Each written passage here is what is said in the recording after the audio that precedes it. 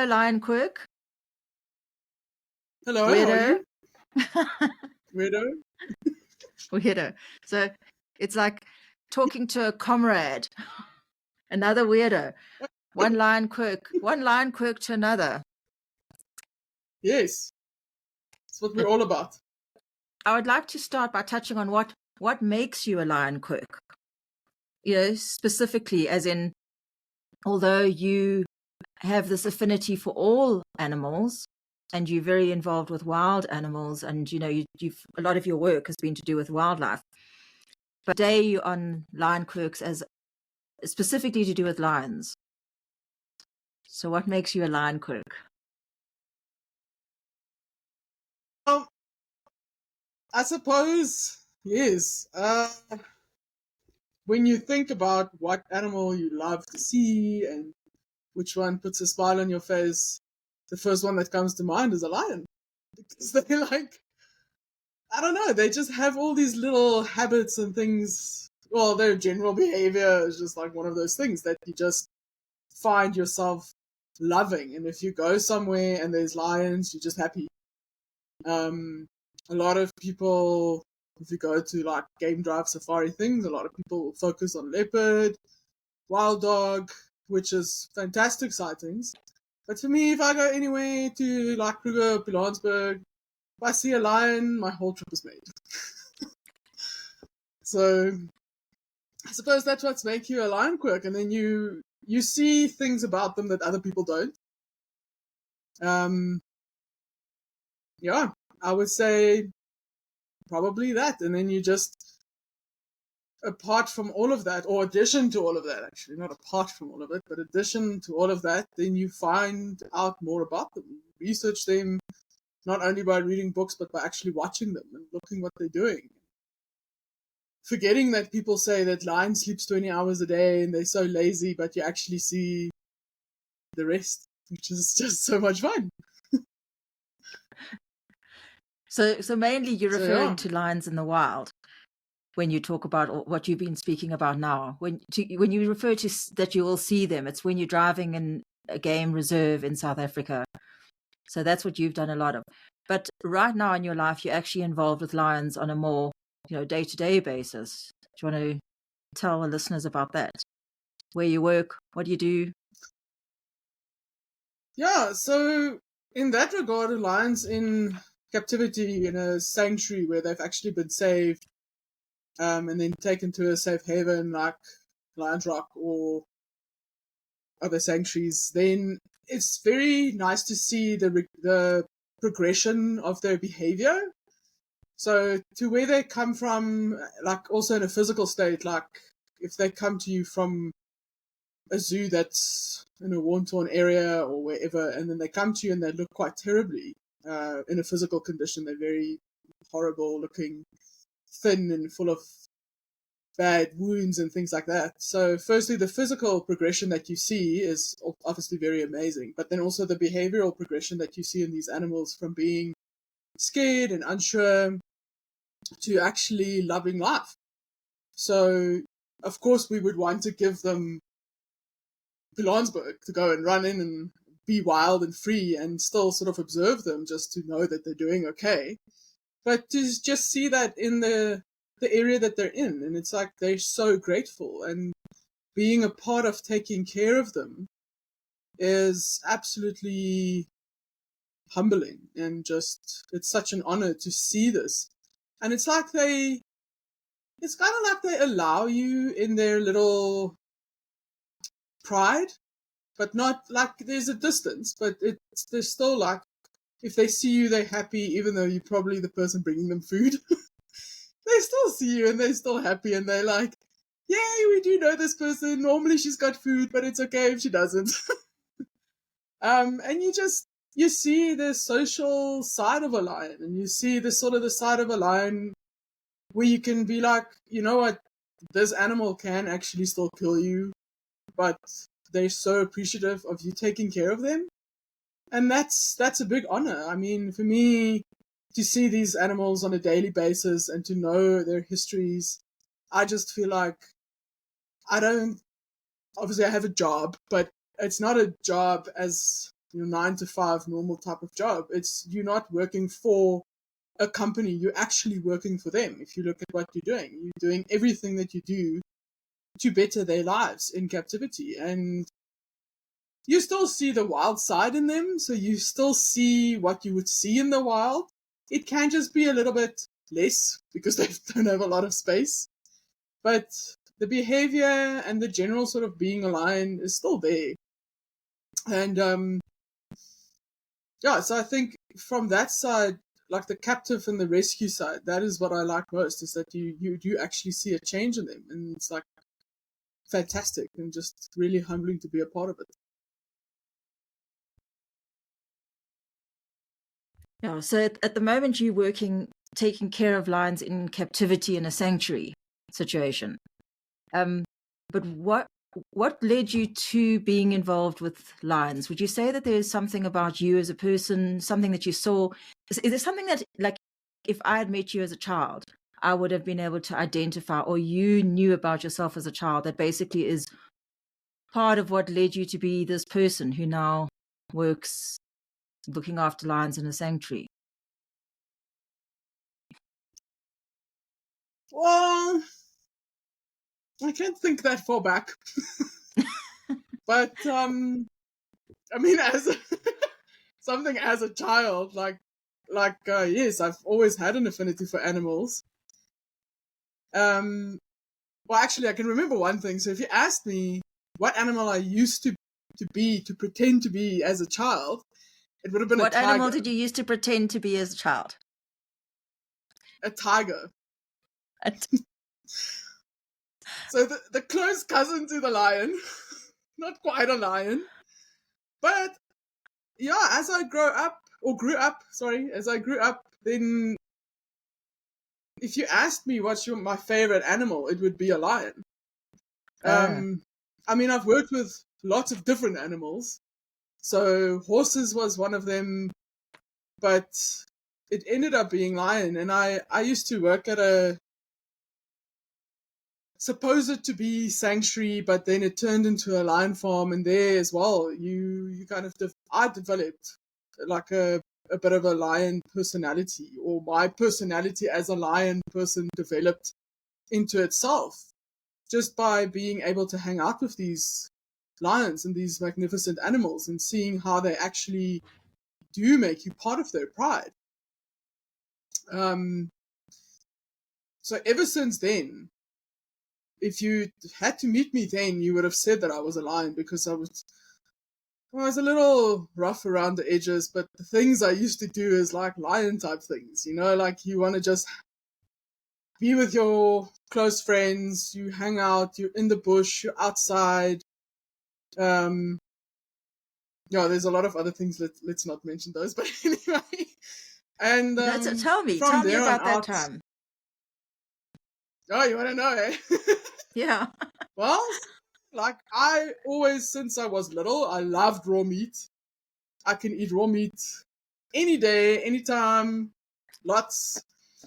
I like to hang out with my close friends, which I would say is pride-like, because I mean, lions hang out with their pride, with their close friends.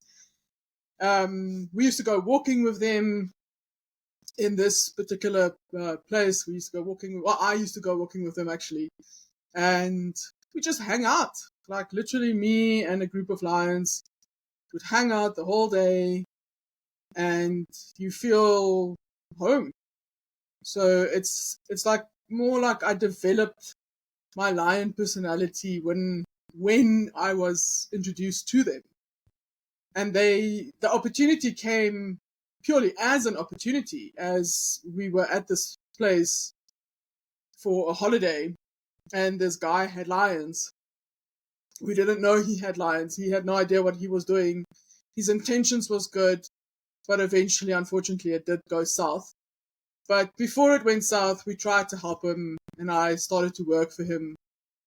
And yeah, like just literally fell in with these lions and realized how amazing they are, and that I really bonded with them, obviously, but it's like you have an alignment with them and you are part of them, and then you become very aware of things that you do that is lion-like. Sleeping 20 hours a day. So yeah. So when you say that you went on holiday to this place and this guy had lions, mainly for our overseas listeners, can you explain, like, a guy had lions? What exactly does that mean, and how does that come about, that this guy had lions? Okay, so basically he owned a piece of land, like a farm, and he went to a wildlife auction to buy game. So plains game, things like zebra, impala, other type of antelope, things like that. And these lions were at the auction for sale, but they were actually for sale for hunting. And he just couldn't imagine somebody shooting these magnificent animals. So he bought them without realizing Are you that talking you about the actually lions? need. Yes. Sorry, I'm interrupting you. So he saw lions at the auction. Yes. So why were the No, so he lions at the saw these auction? lions. Yes, he saw the lions at the auction, yes. And what So are they the lions were being part. auctioned? Is that normal? Yeah, it is quite a normal thing in South Africa for lions to be auctioned, especially for hunting purposes. Like if you had a farm somewhere and you bought these lions, you would release them on your farm, and you can get an American or South African hunter to come and shoot them on your farm. You make quite a lot of money with it. But he was not really aware of this whole situation, and he honestly thought that he just didn't want these lions to be hunted. So he bought them on auction without realizing he needs permits, he needs enclosures. There's a whole management plan that needs to go with your enclosures. There's a lot of legalities that surround your enclosures. But he was adamant, and he got help from the government. They helped him to set up his little sanctuary. Well, it wasn't a sanctuary. Let's rather just call it his private holding for the lions. And he bought 4 lions. So it was 1 male and 3 females. When they went to the farm from the auction yard, the females were all pregnant. And he also did not know anything about either leaving them with the mother or then raising them if you need to. Because a lot of times lions in captivity will leave the cubs under stressful situation, but he didn't know any of this. And when we went there, the one lioness had already given birth, and there was these 3 little cubs running around. And I worked at a vet before that, so me and the vet, we've had experience with lions and lion cubs. So the vet had taught me what you would need to raise lions. And I told the owner, like, there's actually like a whole management plan that you need to do. There's a lot of supplements, there's a specific milk, there's a lot of things that goes into raising a lion, and it is quite costly, and he didn't know really what to do. So I wrote it all down for him, but like I said, we were only on holiday. So then we left, like me and my friends left the farm, and about a month later he phoned me and he said, can I not come and work for him? Because clearly I knew lions. So that's how I ended up working with lions. Due to a fall-in opportunity.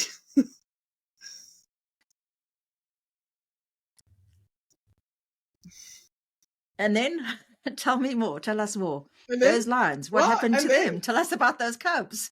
You can't leave us hanging there. okay. So basically, so I went back and I started working for him.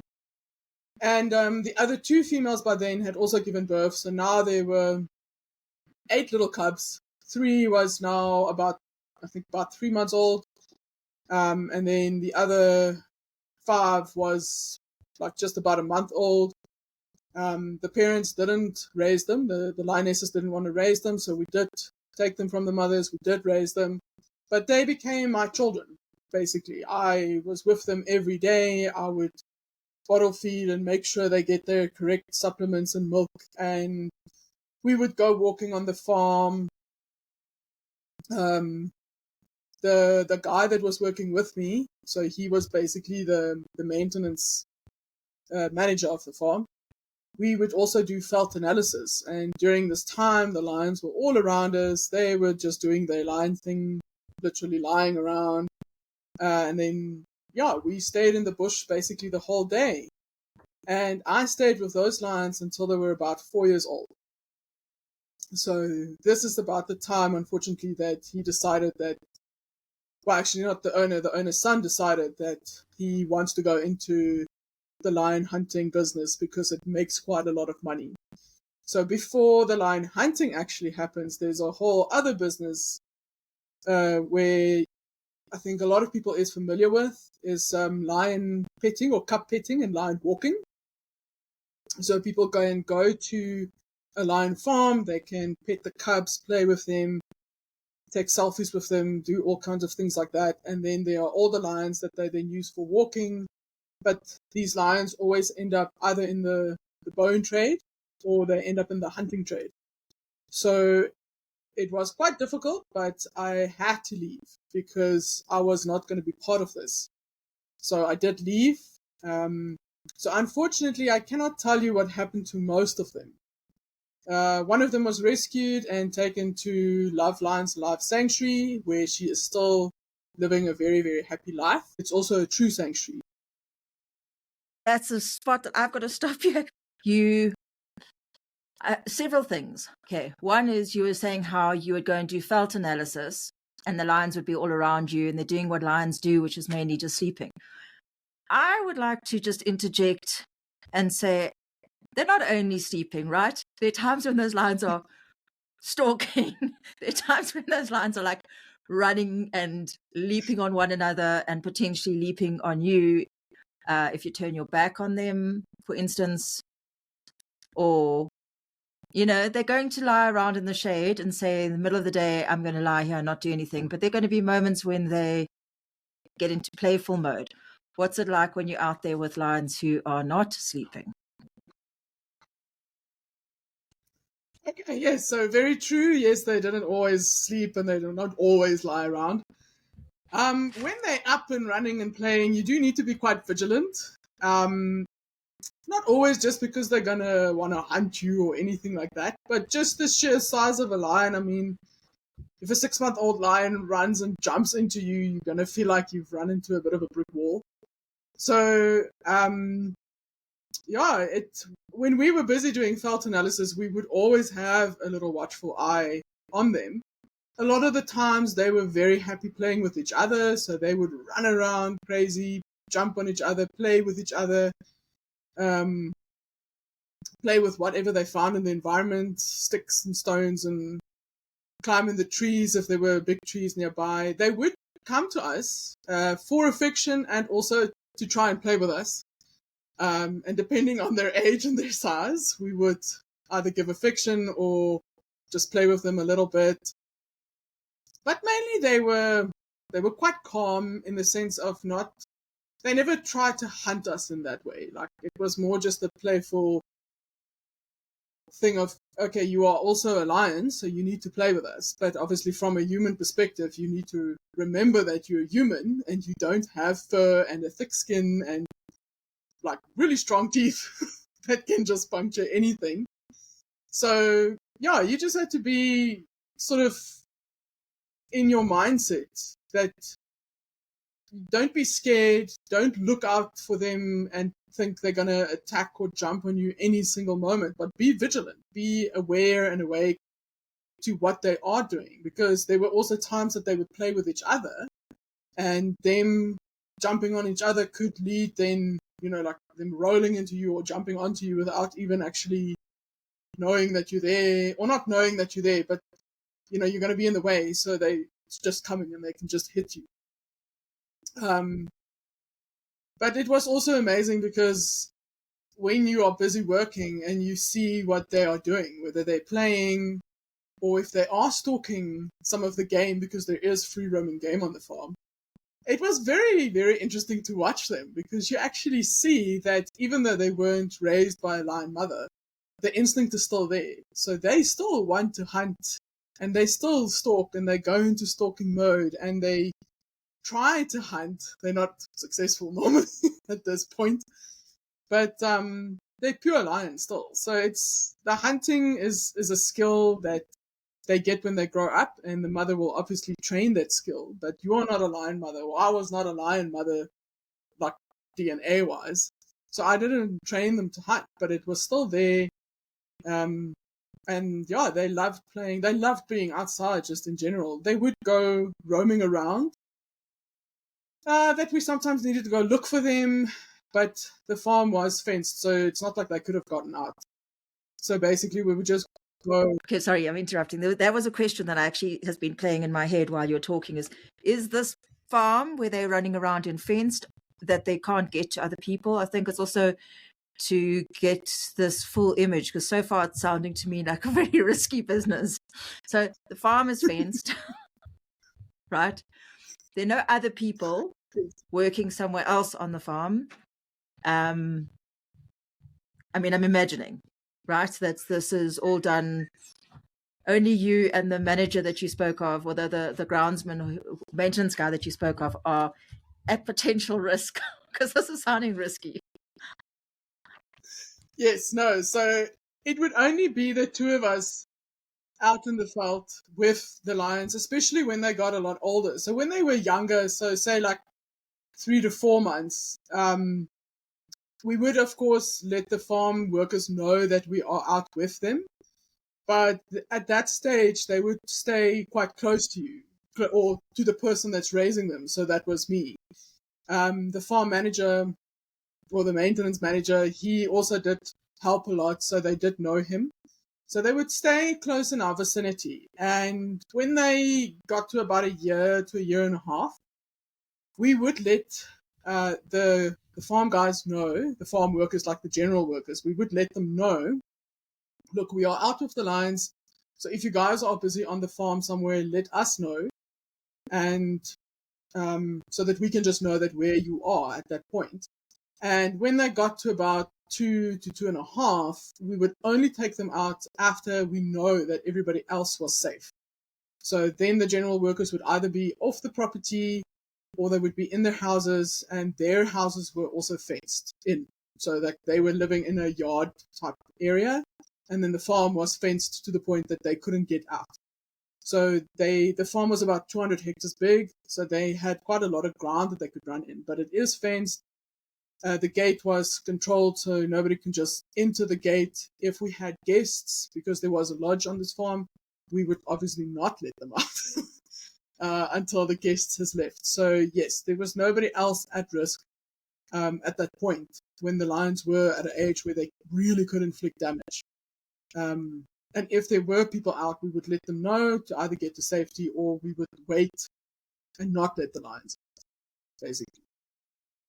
So, yeah, you always have to remember that they might see the person who raised them in a certain light, as your child would. I mean, your normal human child sees you as a parent. He sees you differently than his uncle or his aunt.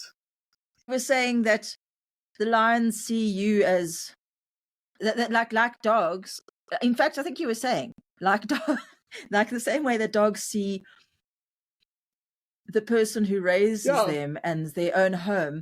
But if somebody else comes along, the dogs are not going to be the same to that stranger. Exactly. So, and you as the mother in this sense, you need to remember that, and not just think, if someone comes along, it will be fine. Because yes, it could be, but it most likely won't be.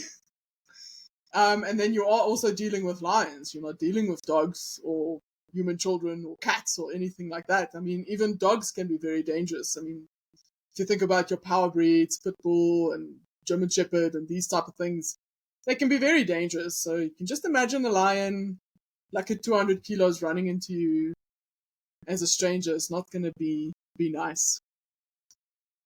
So yeah, you have to always think ahead, safety first.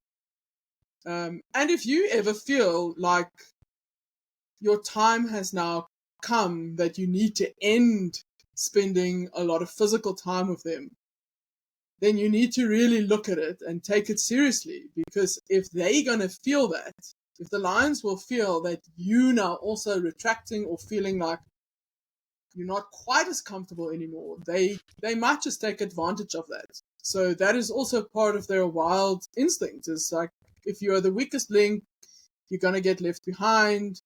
You might be taken out. And if that happens, obviously that's just going to be very, very, very sore and very sad. So if you ever feel like that, then you just need to remove yourself from the situation.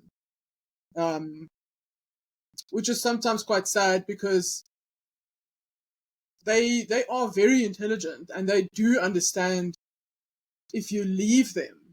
But it is also sad that you can't then interact with them like you used to, because lions are very affectionate. If you look at them wherever, in the wild, in captivity, wherever you see lions, they're always lying together. One is normally touching the other one, even if it's just touching, but they do touch each other. There's a paw somewhere. If they greet each other, it's a headbutt. If one is lying down, and this is a very lion thing to do, if one is lying down and the other one comes, it's not like a headbutt, hey, how are you? It's either let me throw myself down on you, or I'll sit on your head, type of thing. And this is what lions do. Like, this is how they greet each other. This is so much fun for them in one sense. So if you were a part of their pride for such a long time, I think it is quite sad both ways. But it is also then in a matter of speaking, like, if your grown child leaves to go live life, you can't keep your children with you the whole your whole or their whole lives. You need to let them go, live their own life, make their own mistakes, do whatever they need to do. So it's kind of that sort of principle that I think you're looking at. But if so yeah, so, what would happen? What happens when now, you know, that analogy of the child leaving and going off to do their thing in the lion world? Okay, I think on one line you're talking about how it was at the farm you were at, where the lions were pretty much loved and allowed to be lion. But there and elsewhere, if lions are with people and they get to that point where now the people can't be with them anymore, the lions have gotten too old, they're too big, they're going to hurt the people, and also instinctually, as they get older, they now, you know, change into less compliant and maybe wanting to break away from their pride, just instinctually. Where do these lions then go? What happens to the lions on places where they happen to people who just have lions? What happens to those lions next? Well, the sad truth is that mostly those lions will end up in the canned hunting industry or in the bone trade industry. They could also just end up staying with the people, but in horrible conditions. So small enclosures, sometimes zoo-like camps, like olden zoo, concrete walls, concrete flooring type situations. A lot of the times, when that happens, I won't say a lot of the times, but when that happens, if that lion doesn't receive that affection a lot anymore, or animal in general also, like, they also have a lot of behavioral issues. They have a lot of health issues. So they either become really, really fat, or if the people don't feed them anymore, if the person loses their affection for this animal because now you cannot spend physical time with it, they sometimes just neglect them completely, or they sometimes just, the care goes into, we need to feed it and we need to water it, and that's basically it, and maybe clean the camp. So if it doesn't go for hunting or the bone trade, it just ends up being there like a dog on a chain. But now it will just be in a very small enclosure.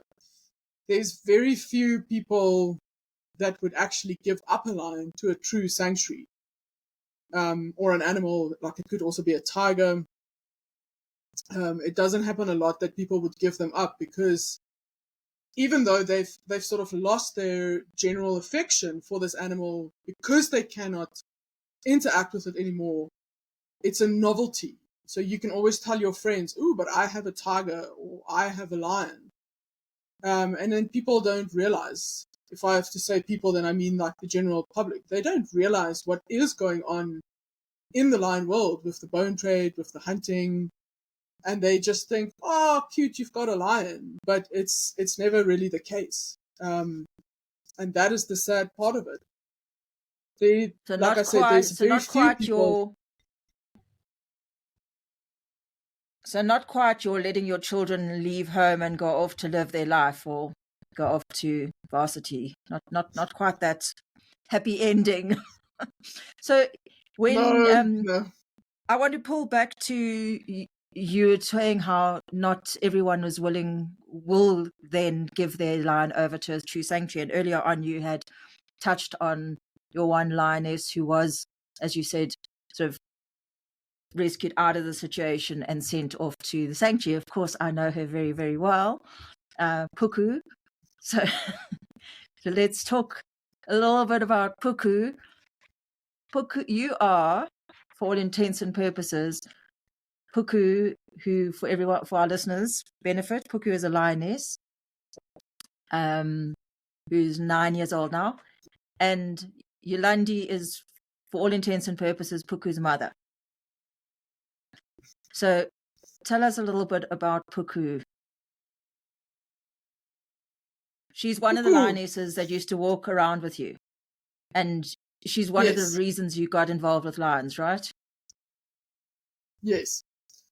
So I actually, just before we started, I went through some old emails because my Gmail said my email box is full. And I found the permits that you sent, the transport permits. And your, the little message was, "Here's the transport permits for Puku Shmuku." So it was quite a giggle. Puku Shmuku.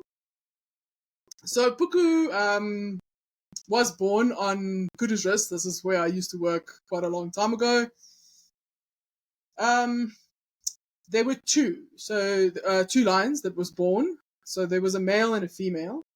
The mother actually ate the male, and I thought, okay, if she's going to do that, then she'll probably eat the other one, and then maybe I can convince the owner that, you see what happens with lions in captivity, so can we just please not breed anymore? Because this is the sort of also in the time that the owner's son became involved a lot in the farm, and he wanted more cubs, and I was trying to get him to see that you don't actually need cubs to make money. You can make money in different ways.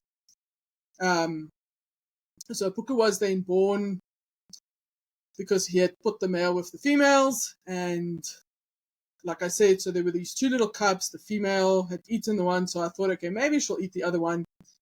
And little Puku Why? survived for a week.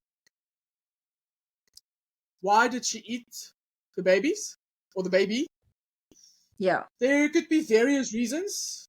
It could be that because they're in captivity, and these lion farms, want a lot of cubs for cub petting and then eventually lion walking. There could be deficiencies, like physiological deficiencies. There could be deformities, like on the physical side. It could be that the mother is depleted, so because they overbreed the females a lot of the times. And if the cubs have deficiencies or deformities, even in the wild, it is a natural instinct for them then to eat the cubs. Because especially in the wild, they will not necessarily survive. It's actually very rare that they would survive in the wild if they had a physiological or a physical deformity. In captivity, But this would be more like I often said, in captivity, right? That there's a potential for yes, physiological deformities and more likely in captivity because of inbreeding or because of the mother being back-to-back bred. But stress Yes. would also play a role, right? Because there's in the mother eating the cubs or turning the cubs away. I imagine in the wild, what would drive a mother other than the fact that the cub potentially is deformed? What else would drive her to eat the cubs? Maybe other lions, potentially trying to eat the cub. She feels stressed. She wants to protect the cub. So potentially as a way of protecting the cub, she may try and take it back in, put it somewhere back where it's safe. But would that happen more in captivity? Yes. Do you think? That would definitely happen more in captivity, because also in the wild, normally when they're going to give birth, they leave. They leave the pride. The mother leaves the pride. She sometimes has a surrogate sister. And this is for safety. This is for their safety. It's for the cub's safety. So in captivity, a lot of the times there would be some sort of a shelter, but they cannot actually go where they would want to go or would feel the need to go to protect the cubs.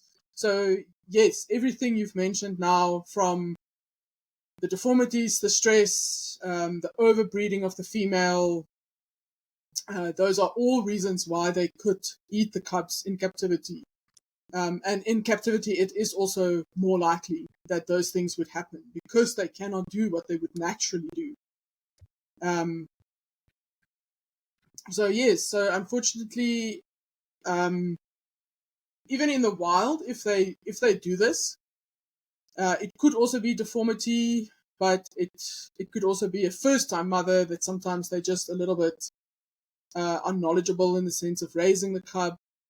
But yeah, so when this happens, then if she eats one cub of the litter, then normally they will eat the whole litter. And I thought this is what's going to happen. So I left the other little lion there for now and thought, okay, you know what? I'll give it some time. And this was sort of part of my motivation to not breed and to actually become a sanctuary. But this didn't work. And then little Puku survived for about a week alone with the lioness. She obviously managed to drink in between somewhere. And then I decided, well, now it is time to take her away. Very feisty. Little cub. She was 7 days old when I took her. Now, well, not really now from the mother, because the mother was not really around, but I took her out from the enclosure from where the mother was. Very feisty, but there was a couple of things, like she struggled to breathe for the first day or so. It wasn't even a 2-hour feeding. It was just being awake with her the whole time to make sure that she is breathing. But after the second day, the feistiness just grew. And when she was about a month old, then I could see that there was something wrong with her back legs. So it would be, at that stage, it was difficult to tell what it would be, but you could see that she was struggling to walk, in the sense that it looked like her back legs was a little bit like robotics, if I can put it like that. And this is most likely why the mother ate the other cub, is because maybe in the other cub it was even worse. So you never know, but you could sort of just derive it from the fact that she had bad hips, actually, eventually we found out. And because after she was about 3 months, we took her for the first vet check, and this is where we found that she had hip dysplasia, but the vet said she should be all right. We'll just need to give her special supplements, extra supplements. We would need to do sort of little exercises with her, things like this. She was, at that stage, the only cub that we had. And then I did manage to separate the male from the females. So for about 7 or 8 months, she was the only lioness, like little tiny lioness that I had. All the others at this stage were already like 2 years old. So there's no way that you could put her with them, because they will no doubtly kill her. So yes, it was me and Puku, and we did everything together. She was my little shadow. She walked everywhere with me. And because she was the only one, you obviously feel the need to give more love and more affection and allow her more freedom, in a sense, to be with you as much as she wants and as much as she needs. And we had a bond. The bond just grew, and it just grew bigger and bigger. And well, I don't know if you're familiar with the starfish story. I'm not sure who first told it, but anyway, there is a story about a man walking on a beach, and he can see a man in the distance, and it looks like the man is dancing. And as he gets closer to this man, the dancing man, he sees, but he's not dancing, he's throwing starfish back into the ocean. And the man gets to this guy that's throwing the starfish in the ocean, and he's like, "What are you doing?" And he's like, "I'm throwing the starfish back in the ocean." And he's like, "Yeah, but you're not really going to make a difference." So the man picks up another starfish, he throws him back in the ocean, and he's like, "I've just changed this world." And he picks up another one, and he throws it in the ocean, and he's like, "And I've just changed that world." So that story kind of led me to be like, well, if I'm not going to be able to convince this person to create a sanctuary for, at that stage, it was about 27 or 28 lions, or animals actually in general, then I will try to save at least one. And then eventually I bought her, and she was mine. And then I knew I had to find a safe place for her. So as long as I was at that farm, she would stay with me, because I could still be with her. We could be together. It was fine. But when she was about 2, then I left this place, because then it really started to become very bad, where lions were being sold quite often, and I knew that they were going to go for hand hunting or bone trade, and I knew I had to get out. So I left, and Puku came with me. So I did ask quite a few places if they could take her, like true sanctuaries. Whereas at that stage, mostly the answer was like, we would need to build an enclosure or do fundraisings, which obviously, yes, I understood. But then a friend of mine said that he can actually take her. And he has enclosures where he works, and his lions were there. So his lions were also in a capacity of sort of just more private keeping. He didn't breed. The lions were also on a farm, and that was more just for aesthetics than anything else, because then you've got the roaring and all of this. So there was no breeding on this farm. There was only 8 lions in total on this farm. Now with Puku there were 9. And so she went to this different farm. Konkuru was the place's name. This is where she went, and she was then safer from hunting or the bone trade. And I was still quite close to her, so I could still go and see her. And they allowed me to go and see her. I wasn't allowed to take her out, really. I did take her out once or twice, and then she caught a Nyala. But the Nyala, in all honesty, was not very clever, and he got stuck. So that's why she caught him. And then the owner was like, nope, now she can't be going out anymore. So then we had to stay inside. But he did allow me to go into the enclosure with her, which gave me a lot of, what do you call it? Comfort, I suppose. And it also gave her some comfort just to get used to the new place. She was alone in the enclosure at that stage. She was next to a male and another male with 3 females. And then there were 2 or 3 young lions next to her, or across from her as well. But they were all a bit older than she was, so we couldn't put them all together. So she stayed there for about a year. We did put her with a male eventually, but there was no breeding because she was still too young to breed.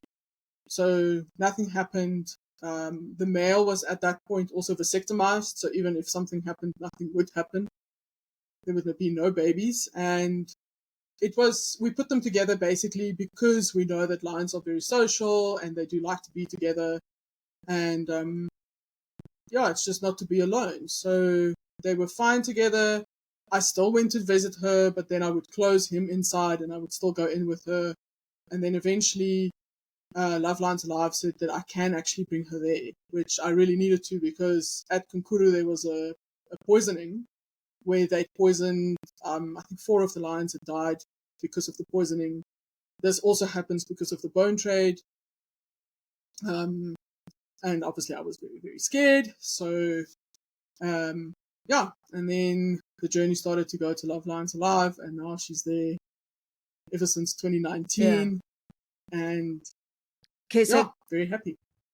The poisoning, this is a very alarming and absolutely shocking thing. So the poisoning, before she came to Love Lines Alive, which was to me, I know when you phoned that morning in an absolute panic because the other lions had actually been poisoned. So the poisoning means that lions literally die.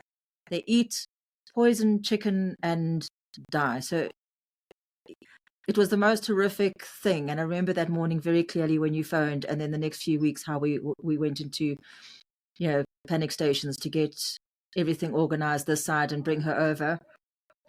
But I'd like you to just go back, if you will. I know it's terrible, but back to the actual poisoning. What does it mean? What happened and why? So basically, with the poisoning, yes, they use a poison we call two-stroke or two-step, which is organophosphates, which kills most animals, or all animals, not most animals, it kills all animals. It's not detectable really by the animal. I mean, you don't need a lot to kill a lion. And because these lions are in captivity, it's quite easy to poison them. You just throw some food for them. And they will come and they will eat it, unless they're very, very full, but they might still come and eat it. And yes, on that morning when Adam had phoned me, he was the guy that was looking after the lions mainly, and he told me, I did go into a very, very big panic. I didn't know what to do. I was panicked but relieved that Puku was not one of the victims. The lions that they wanted was the male with the big females, because they're adult, complete, fully grown lions. And the reason after it is because if the lions are dead, then the guys that wants the bones will go and get the bodies. So it's a bit tricky to explain, but it could be what we call an inside job. So it could be the general workers on that farm that realized that they could get quite a lot of money. They could have been bribed by other people that had realized there's lions on this farm that knew that they could get a lot of money. So sometimes the general worker wouldn't know exactly what's happening, but he would have been bribed and he would have been happy that he'd got a lot of money and just given the lion a special chicken. That's actually a whole subject on its own. But so that would be sort of the main reason is to get the carcass. And obviously it's much easier to pick up a dead lion than a live lion, because a live lion will fight you, it will kill you. So then the lions are dead. You can still sell the bones because the poison doesn't actually affect the bones of the lion. But it kills them. And this is probably why there was a poisoning. And like I said before, I think the reason why Puku and her partner at that stage wasn't poisoned was just because she wasn't fully grown, or perhaps the guys didn't know that there were so many. But yes, then we started to get permits ready. I wanted to move her straight away, but obviously you can't. You do need permits. I needed a space for her to go to. And basically what happened is me and Adam, that also the other lions were his, we basically then shared the financial responsibility of a guard. So then there would be a guard 24 hours a day watching them, literally watching the lions, watching people coming in and out, making sure that the only food that they get is the food that was given by Adam, that there was no other food given, making sure that there is just nobody else around. And we had to do this for about, I don't know, help me out here, I think maybe 6 weeks or 8 weeks. I can't remember exactly. But yes, it was horrific. And I think the worst part for me also was that I wasn't even close to her then anymore. I was at that point working at Tula Tula, which is all the way in KZN. And she's on a farm in Beesterkraal, which is outside Brits. So you're talking about completely two different provinces. So she was in the northwest, I was in the KZN, and I couldn't even just get to her. Like, for me to get to her would take 2 hours drive and an hour flight, at the most. No, it was Or at the terrible. least, sorry. And it took over 6 weeks for us to get the permit to move her. Even telling government that this was an urgent situation and the other lions had been killed and you're paying for a guard to be there to protect her life, it still took us over 6 weeks to get the permit to move her from there to Love Lions Alive Sanctuary. And then, of course, at the sanctuary, from our side, it's always a matter of, you've already touched on this, but it's always a matter of, we have to build an enclosure. And that's what every sanctuary has this issue is, yes, we're willing to take lions in. That's why we exist. But we always have to then do fundraising in order to build an enclosure and to get the lions to us. And then obviously after that, it's ongoing care forever. But I'm going to circle back here to, you spoke about once the vet was involved and he explained to you about you needed to add supplements, you needed to change the diet. So I've seen this as well. Diet, nutrition is vitally important when it comes to the lions. So going to your job now, that you work with lions all the time in a big sanctuary where there are lions coming in from all over the world, a lot of lions. What are the sort of the main things that you see as far as what sort of suffering, what sort of conditions, what do you see in the lions that come in from captive situations? Well, I'd say the two things that we see the most is inbreeding. So there's physical or physiological deformities. If you think of a video, if you watch a lion walk, something like National Geographic's, his toes are pointing forward normally, and he just goes up, and then the foot would go inward and down, outward, but would be forward. So one of the deformities we see most is where the feet is actually like this and not like this. So that's already like calcium deficiency. Just to name one, there's also one we call vitaminosis A, where it's basically a deficiency of vitamin A, which causes the skeleton not to grow sort of in the correct way. And then I think the second largest thing is that you see that there was no supplements given. So inbreeding and then supplements. So supplements that is actually more the vitaminosis A, that falls under the supplements. And then you also find that they've got a lot of skeletal issues. They are either kind of hunched up. Once you do x-rays, you can see spondylosis in like a 2-year-old animal, which you shouldn't see. And this is all signs that there was either inbreeding or a lack of supplementation given. So yeah, like there's there's so many that comes to mind. If I think about mental, emotional trauma, everything. If I think about, there was a tiger they saved. This is Lions Rock. He's from the Gaza Zoo, and it was a war zone at the time, and the zoo was abandoned. He was one of 15 animals left in the zoo. The other tigers were mummified.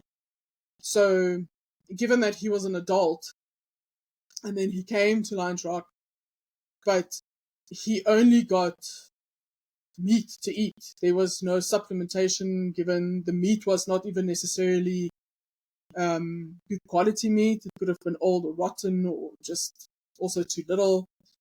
He was extremely scared. I haven't known him since he's been there, but I've watched camera footage of him, and he was very scared. He used to sit in the corner, he used to shake his head like all the time, just going like this. And as soon as he came to Lions Rock, they would get a vet visit, and the vet would actually then inform the caregivers or the caretakers what supplements he would need. And like I said, from the first footage I've seen to about 5 months after, he was responsive. So in this time where he was lying like this and just shaking his head, you would call him and he wouldn't look at you. He would rather cower to the sound of something happening around him.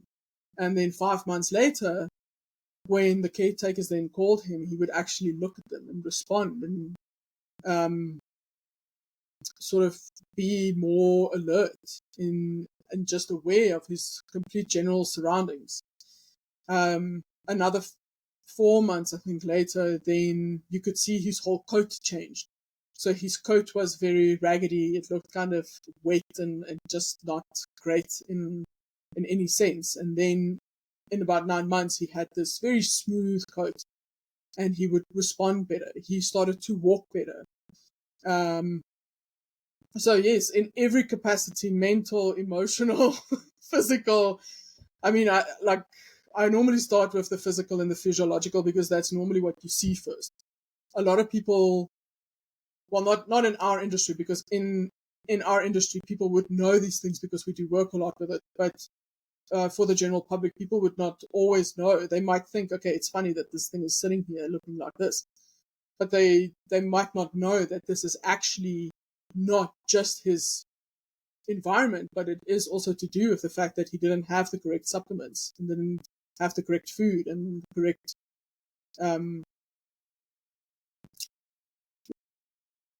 Yeah, isn't it absolutely amazing watching these animals recover, like the depth of their ability, their resilience to come back from the worst of conditions, physically and mentally. It's quite amazing.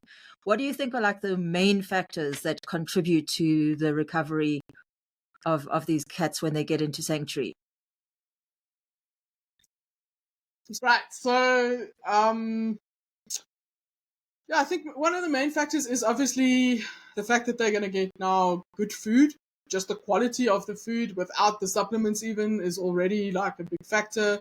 Adding the supplements, it makes it an even bigger factor.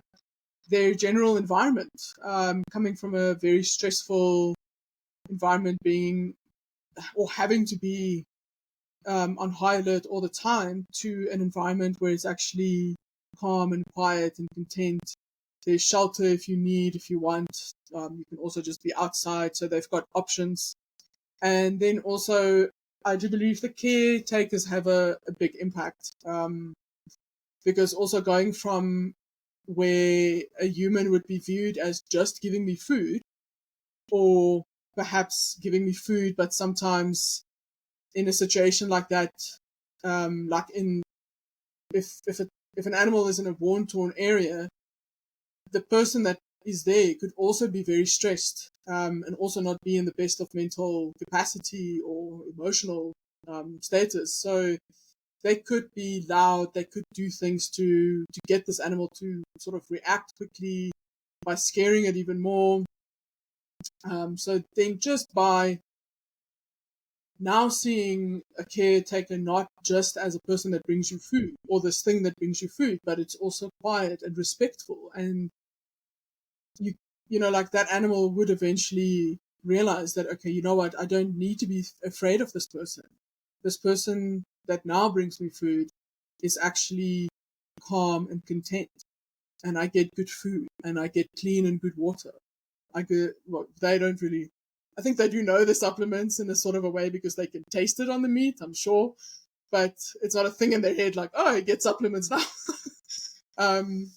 But yeah, so I think those are three of your main factors: is just good food, good environment, and your caretaker. Because I mean, each animal that comes in has individual needs, and if you find an animal for instance, if you find a cub, whether it's lion or tiger, you're going to need to raise it close to you.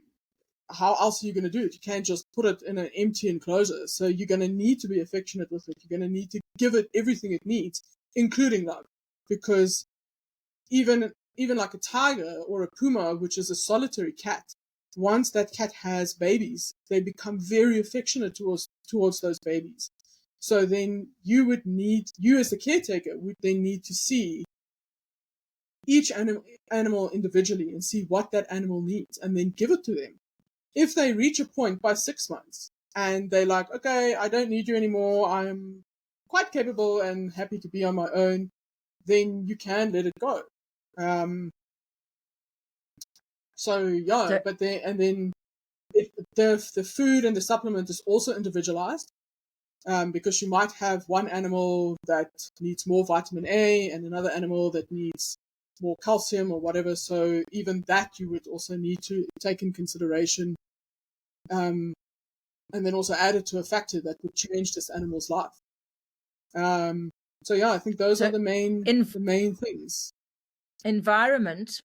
So you list environment as one. So environment would, of course, include sunshine, room to move, to be able to exercise, stimulation, mental stimulation, physical stimulation, that they can actually do things. But another part of environment, like you speaking about the cubs needing that one-on-one care with their caregiver, because they need the physical attention and loving and bonding, which the adults also need. So if you're getting in older lions, not talking about cubs, but older lions or tigers, but cats that are coming in, part of the environment would then be for them to maybe meet, especially with the lions who are social pride animals.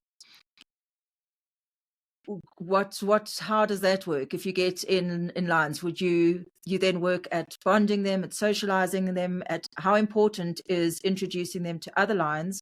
How important to their welfare on every level is it to be with companions? Yeah, so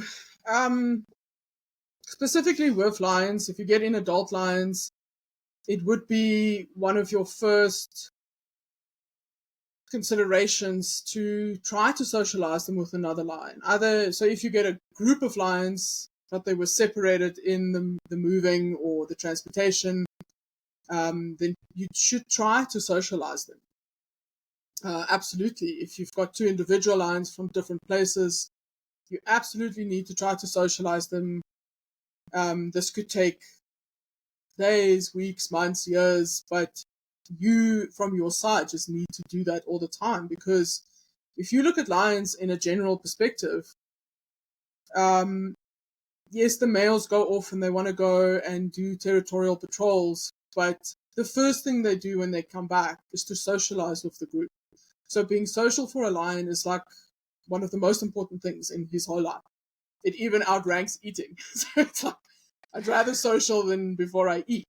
So yeah, absolutely, you would need to see if you, whether it was a single animal that you got in, whether it was two, whether it was a group, like I say, you would need to see from your side as a sanctuary and as the caregiver, what can I do for a social environment for this animal?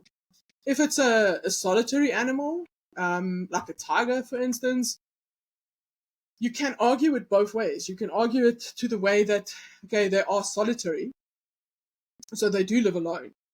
The only time that a solitary cat would get together with another cat is for mating or when the mother has cubs. But now you're coming into captivity, so you could even then try with solitary animals to bond them with others. If that animal came from perhaps a situation where the social group was people, then even if you cannot interact with them physically, you do need to spend time with them. So yes, it's behind a fence, but spend time with them, try as much as possible, and just give that animal what they need. because now every Sunday, if it comes from a place where it had a lot of affection to a place where it's got no affection, that can then also regress into behavioral problems and mental and emotional problems. So, no, absolutely, you need to like check. And then, like with the socialization, it can be quite tricky.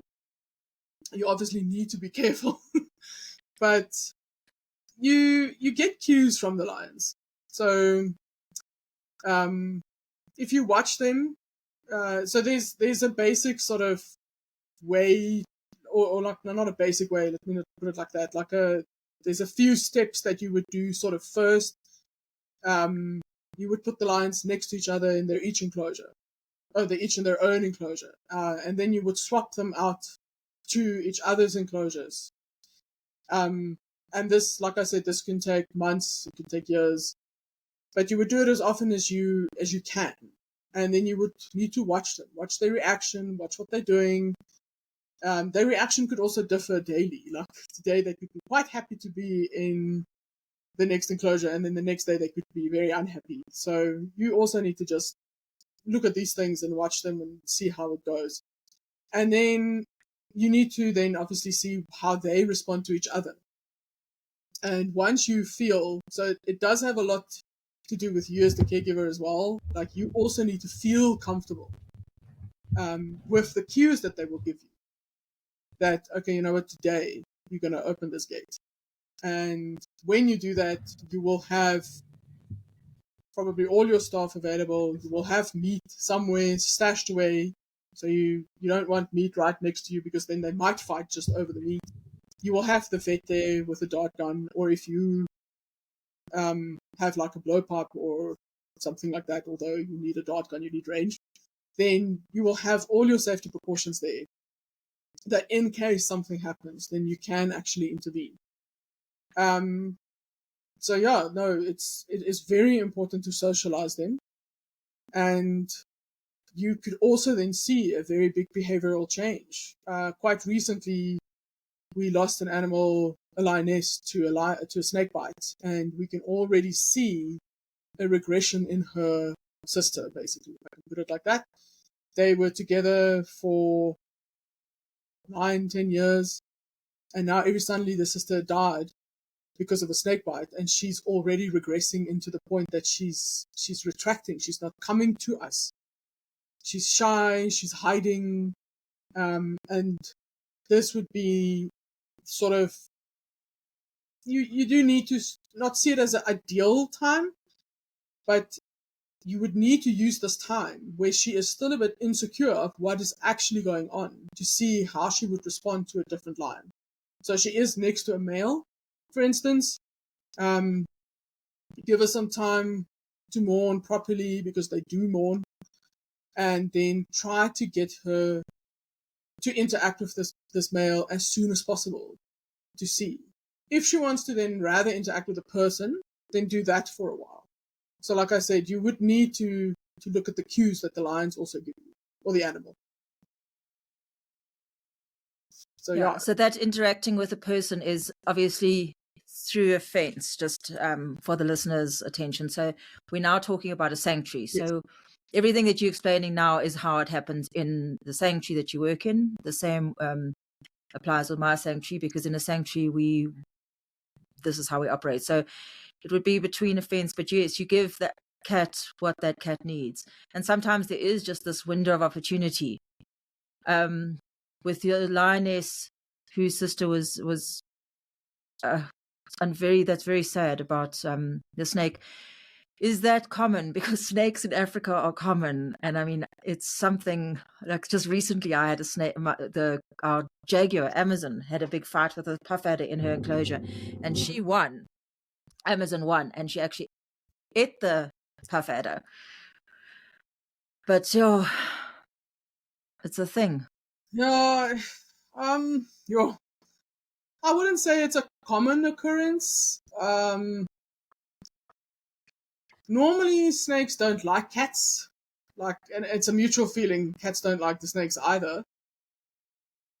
So, yeah, actually it's happened. This is the second time it's happened in the year. Apparently it's only the second time in 18 years, but like second time in a year. It's quite rare. But yeah, I wouldn't say it's a common thing. But it is very sad, like you say.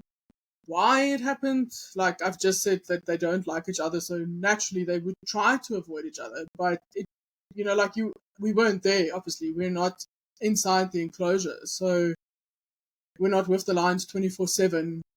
We basically with our morning fence checks. So literally checking the fence, seeing that the fence is still fine in every order and that the electric fencing is still working. Those are the fence checks. This was reported to us that she was limping and that her leg was swollen. And we're very lucky to have an on-site vet, and she had gone over and then determined that it was definitely a snake bite. So yes, I wouldn't say it's a common occurrence. In the wild, it's very difficult to tell how many times lions and snakes interact. There is videos on YouTube and National Geographics where you see that they have a fight where the young lions could want to play with them because obviously it's a moving thing, so they would want to try and play with it. Older lions knows a bit better, so they would try to kill it. But yeah, if the snake gets a good strike in, then unfortunately, depending on the snake, but also depending on the animal, they do succumb to the venom. But yeah, it's not a common occurrence. We do regularly check the enclosures, especially in summer and like in springtime. We do check because that is normally when your snakes would start moving around. So we will check under rocks, we will check in their shelters, we will check in their houses to see if we do see snakes. And if we see snakes, we try to remove them for their safety but mainly for the lion safety. So, and then also for the human safety, because obviously most of these snakes are quite venomous.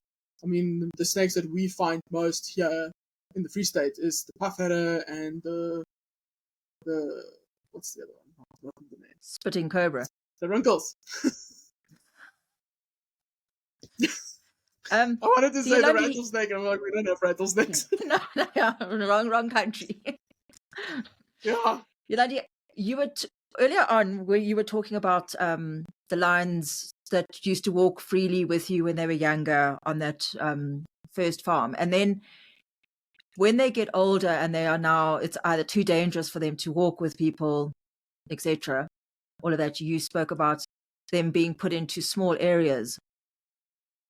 I want to talk about this small areas and space. How important is it for lions to have space, and how important is what is inside that space to the lions? And this is leading me to then talk to you about a concept that you were very excited about and telling me about in a way that people could potentially give more space to lions. So I'm opening that door for you to now talk about space and that concept. Right. So, I think space is quite important to them, but I also think what is in the space is very important to them. So again, I'm going to go back to wild lions. So if you look at wild lions, firstly, they have a territory. Their territory can be 50 hectares and it can be 10,000 hectares. It would depend on the size of the pride, actually. And then you also have what they call a home range, which is basically multiple territories overlapping. If I say multiple territories, it would be different prides. So, but yeah, they do overlap. And I mean, if you think about it, lions can walk. Well, they can walk as far as they want to walk, but they can walk about like 10, 20, 50, 80 kilometers in a night if they needed to, or if they wanted to, either for food. There would be a reason behind it, basically. So, yes, I would say space is very important. But then it is equally important of what is in that space. If you're going to have 10 hectares of flatland and there's maybe one tree and then just grass, I think your lions will get very, very bored. because there's nothing to do. There's no rocks. There's no bigger trees to climb in. There's no maybe little valleys or rivers or something to keep them entertained. Something where perhaps if hopefully it's a group, they can actually hide behind something and they play nicely like that. Or if they just wanted to lie somewhere in the shade of the rock or climb a tree, your lions would get very bored. But if you had 10 hectares or if you had 2 hectares and there was rocks and valleys and riverines and little hills and things inside, then your lions could very well stay very entertained and stimulated, because they would need to go and look around a corner and around a tree and in the valley to see what is going on, what is happening. I mean, yes, it will still be an enclosed space, so nothing can actually move in and out of it. But an enclosure doesn't have a roof on it, so you can have birds come in, smaller critters can come in like mongoose or mice or things like this. So these types of things can come in. But just to give the lions that sort of idea of there could be something behind that rock today. You never know, so it makes them wonder, it makes them think. And then obviously in a sanctuary setup like we are in, if you've got 10 hectares, it would be quite time consuming. I don't want to say difficult, it's not difficult, but it would be quite time consuming to go and do something stimulating for them. So you can either place logs, you could plant a tree if you had the facilities or the abilities to do that. You can dig holes or hang things from the tree, anything like that to stimulate them. But in 10 hectares, it would take you quite a long time, and it would obviously be spaced quite a bit. Whereas in 2 hectares, you can actually do quite a few things to stimulate these lions. So you can be all natural and just use completely natural things, rocks, logs, like you told me about you wrapping the skin around a log or a stick, and then the lions would play with that for hours and hours. And I mean, that sounds like so much fun, and it's completely natural. At the sanctuary I work at, we do use more humanized things like cardboard boxes and spice and things like this. They do love it, but natural is always better. So yes, in a 2 hectare space, you can then put a lot more stimuli for them. And then they can go and check it out and play with it. But then also keep in mind that it's only 2 hectares. They will cover the entire space probably in about half an hour. So you would need to go in and do something really great to keep them busy. With a new concept that was introduced sort of was to basically have multiple spaces. So the size is variable. Let's say, let's use 2 hectares just for an example. So let's say you've got 8 or 12 enclosures that's right next to each other with gates in between, and each enclosure looked differently. So literally one could be a desert and the other one could be a forest. And then there's one that's half and half, or there's one that has water and the others doesn't. Then you've got both size and stimuli together. And then basically you would need to go and open the gates if you're going to do it manually. Well, let's start rather with, if you've then got a pride of lions that you know that can be together and then they're not going to fight, and you've now placed them in this concept environment where they can actually make a choice. Do I want to go to the desert? Do I want to go to the forest? Do I just want to lie in the river, wherever? Then you can actually see a lot more natural behavior from the lions, because they will have the choice to go wherever they need to go and to do what they want to do. So I think space and stimuli is equally important in your environment for them. And if you look at natural roaming of a lion, they don't, like, a pride will not in its immediate vicinity use 10,000 hectares, but they will walk there and they will find different things and they will have different smells and they won't know what's past the 1 kilometer mile because they would not necessarily be able to see what's past the 1 kilometer mile, obviously. And in this concept, you also create that. You create that sort of uncertainty where it's more natural for them. So that in itself is already a stimuli. So it just sort of keeps them wondering, like, what is going on next door? Because maybe they can hear other lions, or they can smell other lions, or they can smell other animals, but they don't see them. So they're naturally wondering what is happening. And then they would want to go and explore. So if the size was, again, like, if your 2 hectares then turned into 10 hectares, it would take them longer to obviously explore each enclosure, but they will go from one to the next to the other. And they can also be different. I mean, you can have a 10 hectare, 2 hectare, 5 hectare, 3 hectare, doesn't matter. This is what actually is so great about this concept, is that you can literally do anything with it and still be safe and still be in your sanctuary legalities and legislation and things, and actually give them more to do. And this will, again, have an impact on their behavior because we were talking about the socialization before. So now, if you think about it, that animal will kind of show you itself. You wouldn't really need to be a part of it and do the rotation and the training. You would still do it, but they would do it themselves, basically. They would be like, I want to go and see what is next door. I want to go into this guy's territory. I feel comfortable and confident enough that I can go into his territory. There will be a safety aspect that you will not allow them to fight.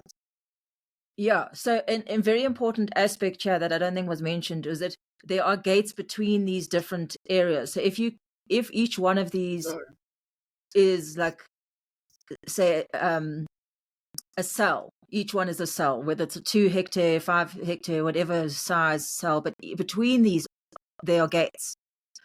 So, because you've mentioned now that like one pride or one lion, whoever is in one of these cells, could hear or be interested in something that's going on in another cell. They can't just go there and obviously fight and get killed because lions are territorial, but you've got a gate system. So how does that work? So the gate system would work with artificial intelligence. So lions in captivity and in true sanctuaries are always microchipped. It's a tiny little microchip somewhere, normally in the neck or the butt. We've actually got lions that's chipped in the chin. And so, yes, these gates between these cells would then pick up the chip, and it can pick it up from maybe about 500 meters. If the lion is about 500 meters away from the gate, then it will pick up the chip number and it will tell you, okay, lion A and B is on the way to lion C. Do you want to open the gate? So you as the caregiver would still have the power to open or close the gate because you would know if A and B is going to fight with C. And if you see that, okay, they won't fight, it is a pride that can be together, or lions that can be together, then you can open the gate. But you can also leave it closed. Because, again, if they smell and hear another lion or another animal that they could potentially be with, it doesn't necessarily mean that they're going to get there. There could be other obstacles in the wild that makes them not being able to get there. So, with an artificial system like that, you as the caretaker will still be able to have some sort of control. Because yes, if you then got 2 completely different prides and they cannot be together, and then you see, okay, pride A is on the way to pride B and they can be together and the gate is open, then you can actually close the gate. So it always remains safe for people, for the animals. But I love it. It just gives them that complete sort of naturality on how they would maybe want to move. And then you will also see behavioral changes because they'll be like, oh, hang on, we're now in somebody else's territory. Should we be vigilant? Should we not? What is happening? Or perhaps, oh, actually, I remember this person. Maybe maybe, or not person, sorry, lion. But maybe, it could be like a reunion and they're very happy to see each other. Yeah. I love it. So So this the concept, big thing about that concept is space and money. Like, I just love it. I can see doing so many things with that concept myself if I just had a huge amount of land and the money to do it. But it sounds absolutely wonderful. I mean, lions in captivity are literally, am I right in saying they are in captivity pretty much? That's it. So to give lions in captivity such a wonderful, diverse experience, because what hurts my heart every single day here, as much as we try and give each one of these cats the best and most natural environment that they can have in captivity, it's still absolutely wrong. I need to start wrapping up, but that is my final question to you: is, having been with cubs, having raised Puku, loving Puku to this day, still being Puku's mom, even though she lives with me and you only get to visit, do you believe that do you believe in cubs being born in captivity and then looking after animals in captivity, even though you do it? And ultimately, is this the right way to go? That we've got, you and I both live for lions and look after lions in captivity every single day of our lives, but is what we're doing right?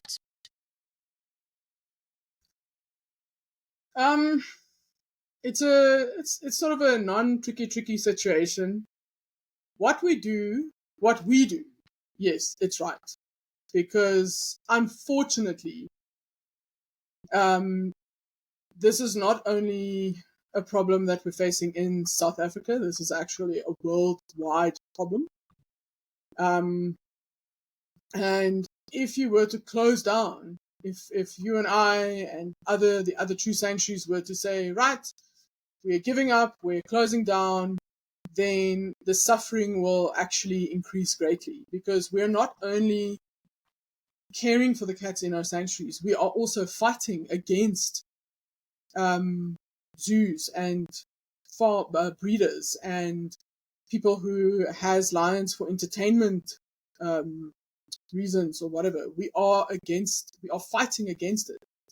So I think what we're doing are right. I would, like you say, of course, it's not right that they are in this situation, but unfortunately, we do not live in an ideal world anymore. If, like you say, if we could give them all a Pilanesberg or 200 hectares of complete and utter freedom, then we would, but we can't. So what we're doing is definitely right. There shouldn't be lions born in captivity, except if it's a very, very rare exception, maybe where, I don't know, I can't even actually think of one. I'm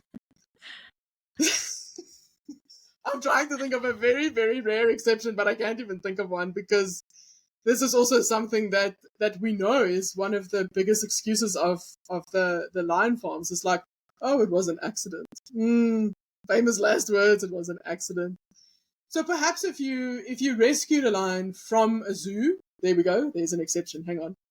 If you've rescued a lion from a zoo or a place like this, and this lion is pregnant, then the authority kind of lies with you whether you're going to abort or whether you're going to raise the cub. Let's say the cub is already born and it has a decent chance of a life, then I would say yes, give it a decent chance of a life. You don't need to go and kill this poor animal now. Like, you can actually try to just give it a better life than where it came from. This doesn't happen a lot though. Like I said, it's a very rare exception. It took me some time to think about it. But absolutely no breeding. Don't ever believe anything that South African farmers tell you, because they will, or the lion farmers, sorry, not the South African farmers, but the South African lion farmers, because they will tell you all types of lies and stories and how it was a little accident and how this and how that. So that's not true. But yes, I absolutely believe in what we do. If you do research, you don't even have to do a lot of research, but if you do research, you will find that lion breeding is not just a problem in South Africa. It is a problem here. It's a problem in places like Vietnam, Ukraine, Pakistan, where it's also not only lions, it's also tigers, jaguars. I haven't heard of a lot of cougars, but I'm sure like pumas or cougars is one of them, where these animals are bred purely for the purpose for their bones, because there's also a lot of cultural belief behind it. China is one big one below. And if we don't do what we do, then these people will carry on what they do. So I absolutely do believe in what we do.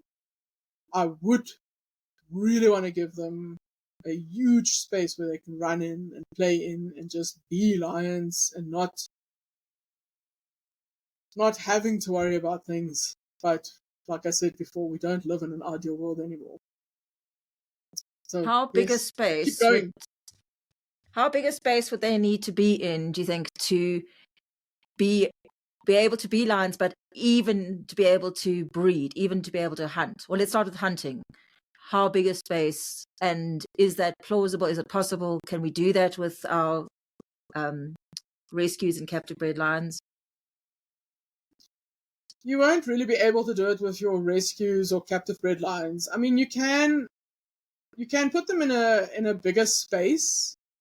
As of to how big, I suppose that would just sort of depend on your financial availability, and also a little bit on the lions, in the sense of would they be able to handle it in a physical, mental, emotional capacity. But let's say we're talking about a healthy pride that potentially could breed, like you say, in a wilder space.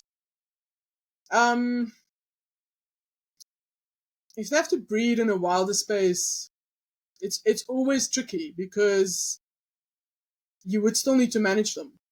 Because then, let's say, so legally, if you had very big land, your legal limit, or the minimum hectares is 5,000 to keep 3 lions. As you know, lions breed very well. So within the first, say, let's not make it in the first year, let's make it in the first 2 years, you would potentially gone from 3 lions to possibly 12 or even 15 lions. In a 5,000 hectare space, which maybe sound a lot, but lions, like we said before, they can have huge territories. And like now you've got 15 lions, and what are you going to do? Are you going to bring in more lions to prevent interbreeding? And then where are you going to go with these other lions? Because unfortunately, Kruger Park or your national parks in South Africa, they either have an equilibrium of lion population, or they have too many lions, and they also have to manage them.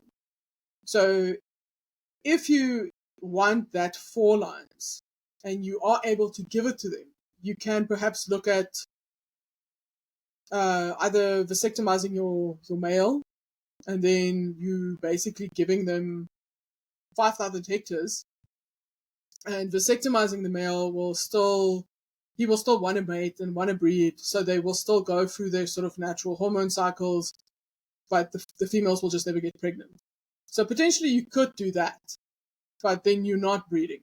So the moment you want to breed, and it's not in a space like Kruger where there's other lions that will take those lions out, or other animals that will kill them naturally, you are going to have to manage them yourself, and then think about how you're going to do that. So there are ways, like I said, either vasectomizing the male, you can sterilize the females. There's also culling. You can cull, which is not exactly great, because then you're like basically working in reverse, because now you're breeding and then you're shooting in anyway. So you don't really want to go into that direction. So yeah, so it sounds like actually, even if we were to be able to be rich enough and have enough land and give them 5,000 hectares, which would be ideal, you still wouldn't really want them breeding, because it's still actually captive breeding. Even though it's 5,000 hectares, we're still going to run into all sorts of issues with regards to, they're not wild lions, and those lions can't be introduced. So when you say Kruger, just for our listeners, say Kruger means the Kruger National Park, which is South Africa's huge game reserve. None of the lions we're talking about, captive bred lions or lions from sanctuaries, could ever be released into the true wild, which is something like Kruger National Park or the big wild reserves. The wild lions would instantly kill the newcomers. But if, say, I suddenly become extraordinarily blessed with land and money, and I had 5,000 hectares for one pride, because now another thing is we can't mix the lions. So, for instance, I've got all these lions in sanctuary that live in their individual enclosures. I'd have to be extraordinarily blessed because I need 5,000 hectares per group of lions that I have, because we can't just mix the lions. But let's just say I could release, say, 3 of my more wild, capable, healthy lions into a 5,000 hectares. Do you think that would be a big enough area for them to ethically be allowed to hunt? And would they, do you think, hunt? Yes, it would be an ethically large enough space for them to hunt in. And I believe they would. It would take them some time to develop the skill, but like I said before, the instinct is there. It's just the skill that's lacking, because obviously now you've been feeding them all their lives, basically, that they've been with you, and you just give them a piece over the fence. So they don't need to actually hunt. And then the moment you put them there, you would need to observe them. But yeah, give them some time and they'll figure it out. I do feel sorry for the animals that's going to be hunted. So maybe actually from an ethical point of view, if you have a space like that, make sure that your plains game, so your prey for the lions, are then from an area where there were wild lions. For instance, like then Kruger National Park. So if you had 5,000 hectares and you were like you say, financially very blessed, buy some wildebeest and impala and whatever from them to put them there, because those animals live in a natural state of vigilance and awareness, because they know that there is lions and there is leopards, there's other predators that will hunt them. And then you can potentially do that. Like you say, if you were financially very blessed. But yeah, like that would be the ideal situation. But unfortunately, we cannot just release our lions into an area like this. There's one place that I know that they released 3 lions. They were hand reared, but they were in a long rehabilitation period for quite a few years, and they were released on, I think it's 35,000 hectares. The reserve is called Pinda, and there were no other lions on this reserve. And they were released after, like I said, I'm not sure how long their rehabilitation period was, but it was longer than a year, basically. And they were released on this 35,000 hectares, and they're flourishing. But even on this 35,000 hectares, where these 3 lions were released, the females were only allowed to breed in their 5th year. And they were only basically allowed to breed that 1 year, and then they allowed the cubs to grow up. So there was still enough space then for basically the 2 prides. But now, obviously, it's not different. So they then eventually had to say, okay, well, now we cannot breed anymore. Now we actually have to just wait for them to die of old age. So just to give an idea of, they did a fantastic thing, but at the end they were still faced with the fact that they couldn't actually naturally leave them to breed. They had to then step in and manage them from that point of view. I think that's it. Thank you. Thank you very much for spending the time chatting to me about lions. Although, to be honest, you and I chat about lions a great deal. When you Yes, all I'll the time, see for hours and hours, and the next hours and hours is going to be karate. Yeah, you're going to chat karate. But yeah, that's what makes lion quirks. And I know that all those listeners out there who are cat people or lion people, you're also lion quirks. So feel free to comment and get involved and let us know what else you want to hear about. I can always invite Yolandie back on the show. So anytime you want to hear more from her, send us questions. Tell us what you want to hear. And join the Lion Quirk family. I'll see you, Yolandie, next time you come and visit Puku. Absolutely. And thank you for taking care of her, and thank you for having me on your show. And Lion Quirks, here we come. Yeah. Okay. All right. Good night. That's it. We're done. Is that it? We're done.